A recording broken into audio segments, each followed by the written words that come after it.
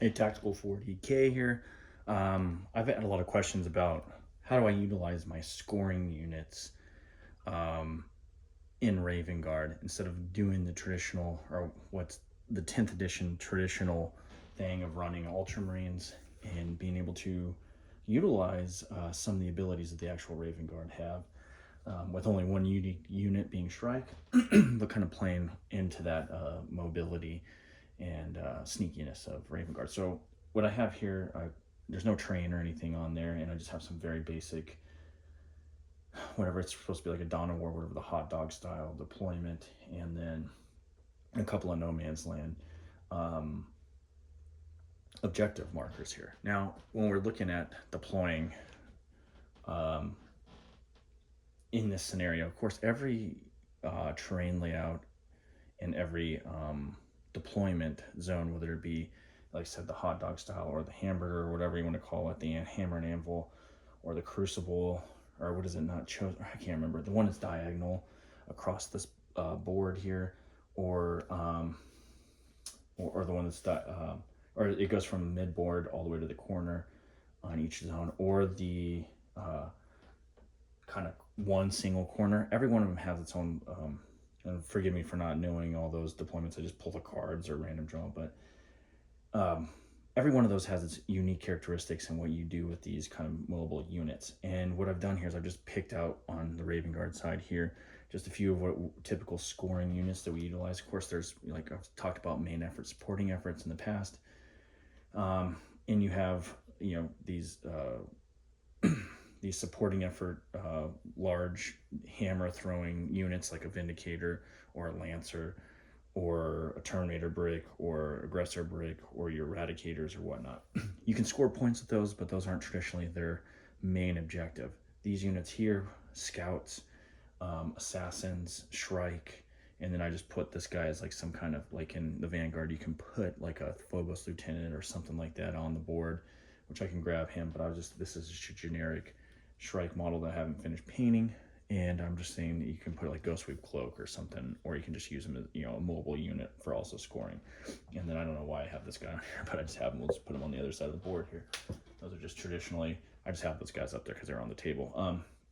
So in this case, we're looking at, what could we draw first turn that, is traditionally hard to score because of mobility reasons, or you just don't have the capability of doing, or you could score these if you set up correctly on the board. There's some things that first turn are going to be really hard, like capture enemy outpost. That's going to be one thing that's going to be tough. And granted, now we know that there's a new mission deck coming out, so this is going to change. But for now, while we're playing Leviathan, this works for me. So what are some of the cards that we get that are really easy scoring in first turn? Well, that goes like Cleanse, not a bad one. I think it's Extend Battle Lines, where you secure objective in the mid. No Man's Land on 1 year deployment. Deploy Teleport Homers. Investigate Signals is one that I always like to be in Raven Guard. That's something we should be able to score at least 4 points if we get it first turn. And what else is there? There's a couple other ones, but I like to set up my forces for 1, investigate signals, 2, deploy teleport homers, and secure no man's land. So what do I do here? We're just gonna go with those. What do I do here? Well, I have my units here that are my uppy downy units, and in a Vanguard Spearhead, you can have 3 uppy downy units, or maybe even 4 if you really played it cool. So he inherently does it. He inherently does it uppy downy, which means you can pull them up and deep strike them the next turn if you have deep strike ability, or they come back on the board. And in this case, even turn 1 for them because they do have deep strike keyword. In Vanguard, you can also use Guerrilla Tactics and pull up 2 Phobos units. Now, in this regard, where my scoring units are, I have my scouts, which they already have a form of Guerrilla Tactics, but it's one that they don't have the deep strike capability. So if you pull them off turn 1, they're not coming back until turn 2, and they have to be the normal strategic reserve rules of 6 inches on board edge, and in this case the short ends of the board, and then round 3 obviously can come in the backfill. But okay, so we got these guys here. So what do I do in this is I know their movement characteristics, which I believe hers is either 6 or 7. I'd imagine. I think my one dude over there is 9. So if you run an Evisar, you can measure accordingly. So we know that in like investigate signals, we have our objectives here, which are probably more up here. So the first thing I like to do depends on what your enemy has, whether he has infiltrating units or not. But in this case, we're assuming that he doesn't. A lot of armies I face, they might have 1, maybe 2. And of course, there's those oddballs or whatever that have the multiple infiltrating units, or they have some kind of scout move. In this case, we have scouts. Now, scouts can do one of 2 things here to set up on the board. You can utilize, depending on what army, they can be utilized as a screening unit, which they do a very good job of.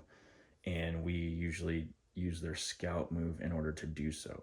But we like the flexibility of scouts being able to infiltrate and scout. So what I like to do is put them up the board. Now let's say they obviously have to be 9 inches away to begin with. So we're going to put them on this long edge of the board, or as close as we can, because I'm not really, they're a cheap unit and they're going to get their points worth. And I like this, I'm obviously not measuring out. I do a lot more technical measurements if we were playing a real game, but in the general purposes of this, I'm going to put them on especially if that center objective, if we get a deploy teleport homers, if we get extend battle lines, if we get a cleanse, if we get those things that need to be done.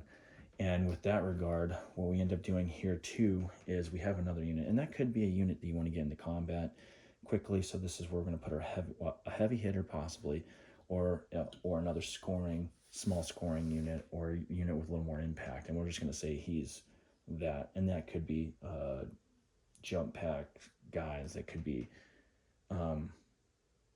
whatever the case may be. This unit's a little more flexible on who it is. Me on my 2,000 point list, sometimes that's my Blade Guard vets. And if I have, depending on points wise, if I have that ability to infiltrate with them with like an LT, put an enhancement on them, we might go up here already and just deploy them there as well. I do like the flexibility of not knowing when I'm going, to have that measured out so that if I need to, because in this case we'd be back here, possibly I could advance onto that, or we can walk up on there, or however the case may be. You might not be able to get them there to secure no man's land or whatever, but you can get them there to get within like an area of denial or something like that. So we just position this unit as best we can. If you do have that enhancement that allows them to infiltrate, you don't even have to put them all the way up here. You can put them within walking distance of this, or you station them out, especially if your enemy has like a fly unit that's going to come up the board. And the reason you do this to station them out is whether we scout or whatnot, we kind of want to eliminate the ability to put their base in certain places, and that obviously is terrain dependent as well. That's why I didn't put any terrain down, because terrain varies, right? So the other thing we're going to do here, so we have these guys here, so if we need to, there's 12 and there's 9. They're right at the base of 9, so we can leave them there. If we need to, we can scout them back. We're just like right now in the deployment phase, we're also trying to get in our opponent's head a little bit by putting this unit up there and getting him thinking, right? So the other thing I'm going to do, so I don't know if we can see over here in the corner of the board, so as we're deploying unit by unit, most people know what this gal does. So let's just assume, I can't remember that she's got a 6-inch move or whatnot. So typically there's a train feature over here. One, I'm going to measure it out, and I'll probably mark it. There's my 9, so I need to be able to go wholly within that. So I just take, so we need to know, which really doesn't matter, because unless, depending on when you're going, because sometimes you pull her up and you just put her right back down, she can do the action. But I also like to have that there just in case. Now, one of the things you got to worry about, just in case you have an opponent with an army that can advance and shoot or get within range of her, is the capability of them just wiping her out turn 1. So we also have to keep that there. So one thing, so I've measured that out. We're just going to say that typically put like a die on there. Train feature here possibly. So we have, deploy her out 5 inches or so. And in this case, she has infiltrate, so we don't really have to worry about that. We do have to worry about if he's deploying his movement characteristics, the enemy. So sometimes I just put her out there where if I need to, you know, we can infiltrate her there. We can make sure she's got that capability of scoring. Well, actually, like to do here. So there's 9.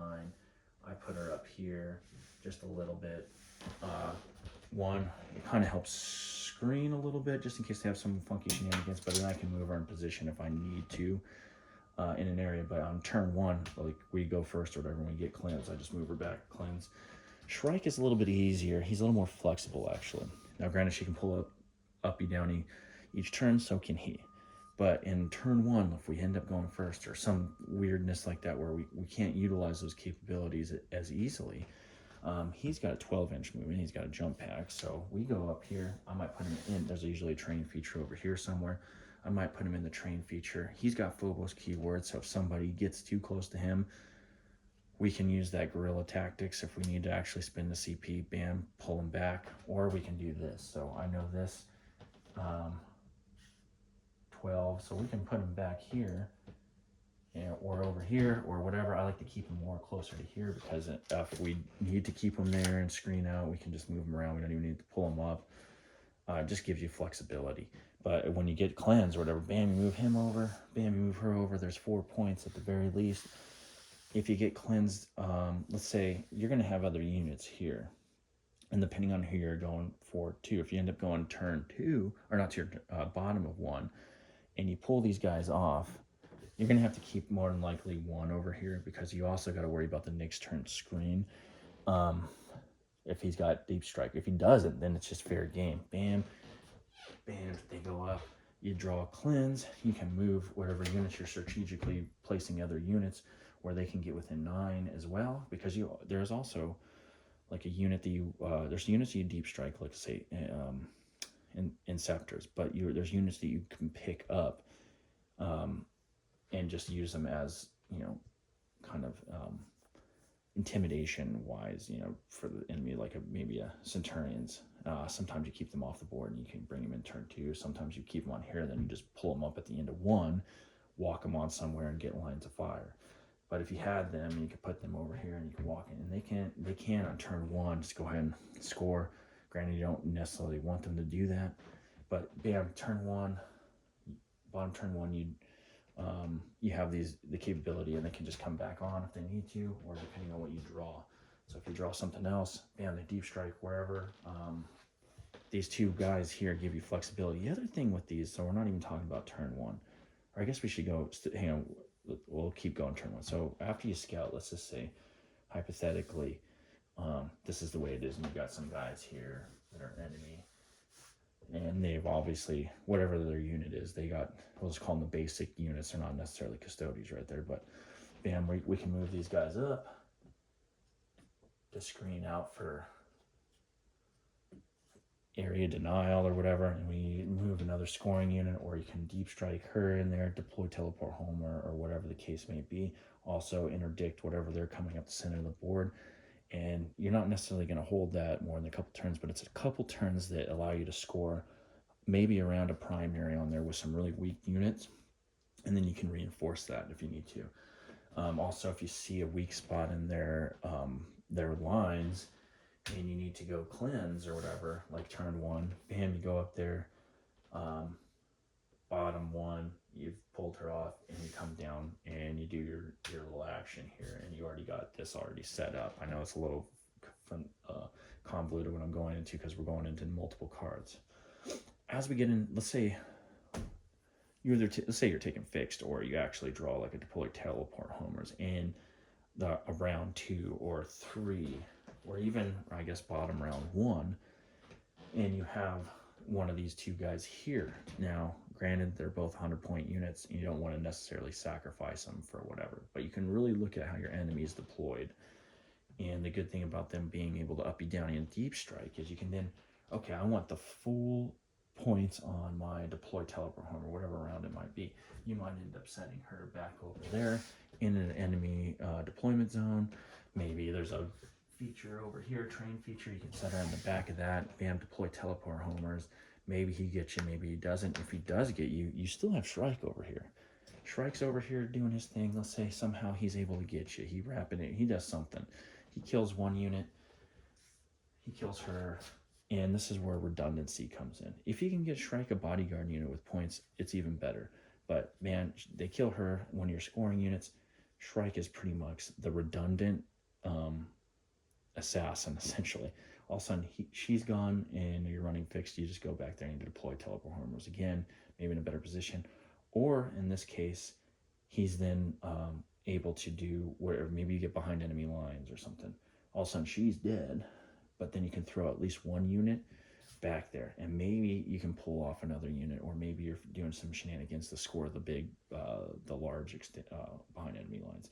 The point being is having these scoring units like here that provide, like I like redundancy. Like in my current list, well, I always run dual tanks. The only thing I don't have redundant is my indirect fire, which is fine because you're usually castling up somewhere.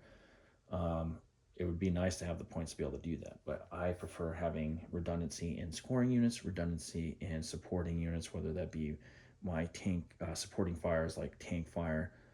That could be 2 Vindicators. That could be a Vindicator and a Lancer, depending on what points was. Right now I'm running 2 Vindicators. And then also some other hard-hitting units, and that could be 2 hard-hitting infantry units. And they might be doing different things. Like my one is a fire unit and anti-infantry unit.